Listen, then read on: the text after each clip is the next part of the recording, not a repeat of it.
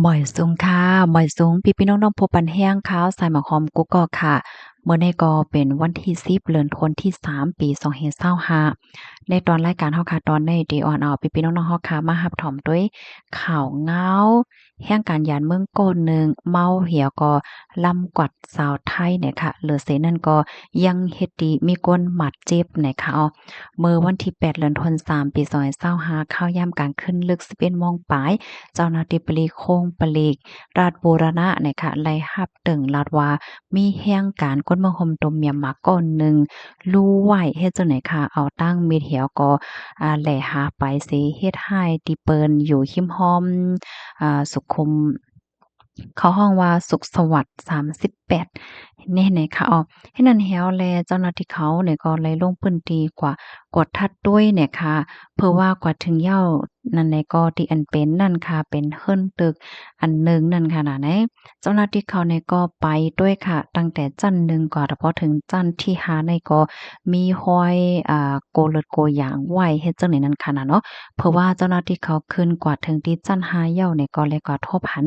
นายทูแปนอายุแล25ปีเป็นคนมาห่มตุ่มเมียมมามั่นใจในที่ก่อเหตุการณ์ที่คอมพานีโครงการโรงงานเย็บซื้อโคตีนหนึ่งจึงไหนมันใจเมาเหล้ายาก็ลูกค่ะเสียงหลังโอนอ่านมอแม้จังไหนค่ะมีก้นไหลหับหมัดเจ็บหนึ่งเกาะในเขาอะนะก้นหมัดเจ็บนั่นแต่ก็เจ้าหน้าที่เขาในก็เตเลยมันก้นวานค่ะก็เนาะเตเลยว่าก้นวานเขาในก็เลยจอยเอาส่งกว่าที่โรงยายาว่าในค่ะเจ้าหน้าที่เขาไล่ต้องถามนางอีทุยอายุแล35ปีเป็นแม่นางค่ะก็ลาดว่ามานั่งในก้วยฮู้ว่าโพโดนเจ้าเก่าในออกกว่ากินเหล้าจ้อมอ้อยเกาะปยอก็อ้อยเกาะก็มาส่งขึ้นที่คองเฮ็ดจังไหนก้วย สืบนั่นเป็นหือกว่าได้ก็มันนางอำไลโหสังจอมในค่ะกำแน่ตั้งฝ่ายนางสาวลี่อายุ38ปีสาวไทยอัญญาผู้ใจก็นั้นล่ำกวาดนั่นค่ะก็ลาดว่าเมื่อพ้องดีมานางตึกกินข้าวอยู่ลีๆหิมหอมจังนั้นนั่นค่ะผู้ใจก็ไหนๆก็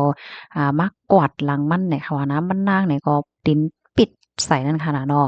กำในผู้สื่อข่าวเขาถามว่าโกห้าให้ไหนค่ะว่ามันนางก็ว่า โก้อะมันนั่งในก็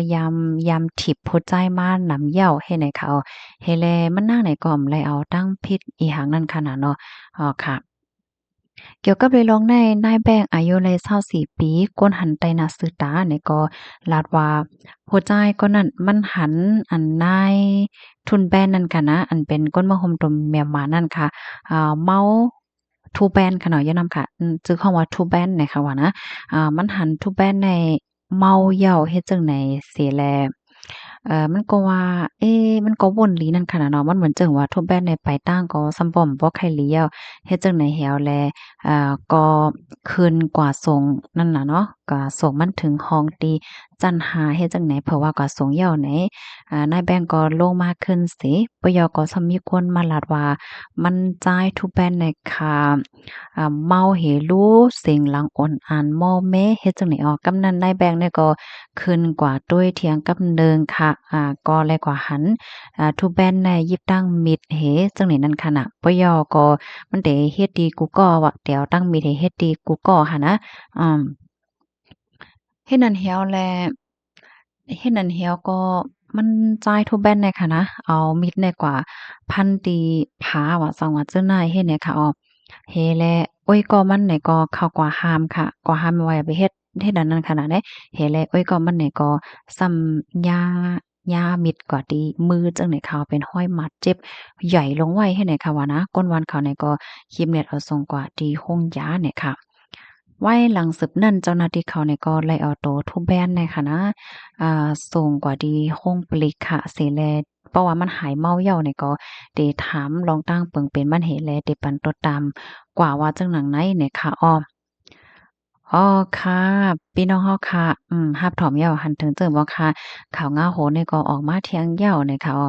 เปิงเป็นได้ปอกำได้แต่ก็มันก็เฮ็ดให้แต่เลยว่าจั่งหา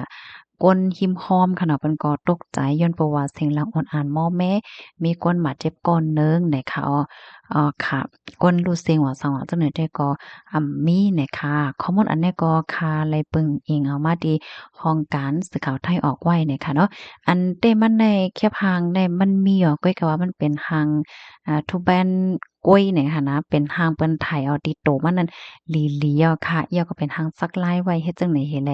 ค่ะเนี่ยก็แล้วหางแผ่นตีเมืองเกาะกรุงเทพแหน่เตียนตางเนี่ยค่ะเนาะก็เพราะว่าเปิงเป็นมันได้เด็กก็เป็นตีเมืองเกาะกรุงเทพว่าจังหนังไหนค่ะอันละลายก็เปิ้นมาปันตาหันถึงค่ะเนาะอะโลมีข่าวจังไหนออกมาแทงยาวห้าเฮ็ดไหนนั้นค่ะน่ะเนาะกำมาแต่ปาเนาโตหนึ่งเตนเนาตั้งซ่าเทียงเอาโยเฮ็ดไหนเนาะผู้แป้นในอายุก็จังหามี25ปีกว่านั่นค่ะน่ะเนาะแต่เลยว่าตึกเป็นก้นหนุ่มเฮ็ดจังไหนคะอ๋อค่ะเนาะลูกดีข่าวก้าวโหนได้เห็นแลกำในค่ะเนี่ยก็ได้แค่ย้อนอ่อนเอาพี่น้องค่ะมาถ่อมด้วยข่าวเงาอีกหนึ่งค่ะมื้อเหลียวก็เป็นข้าวไม้ยาวค่ะเนาะหมดส้มก็ออกยาวเนาะพี่น้องค่ะมันเจอ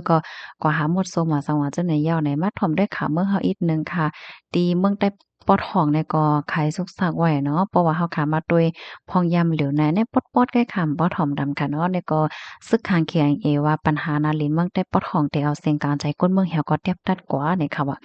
กับก่ายลอยลองก้นซึกข้าง KIA และก้นซึก TNLA เขามีลองเถียงกันพิษแผก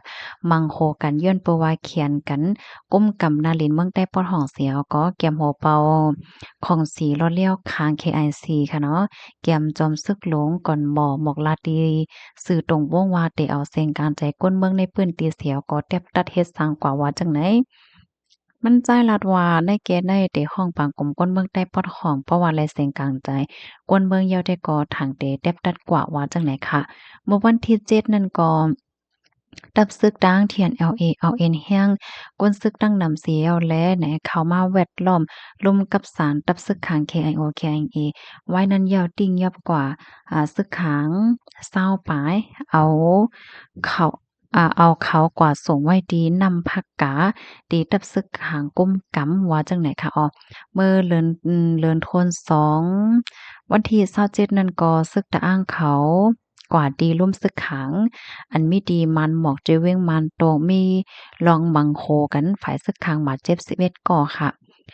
เกี่ยวกับเรยร้องในโปรคานปากเทียน LA ลาดว่าเมื่อวันตั้ง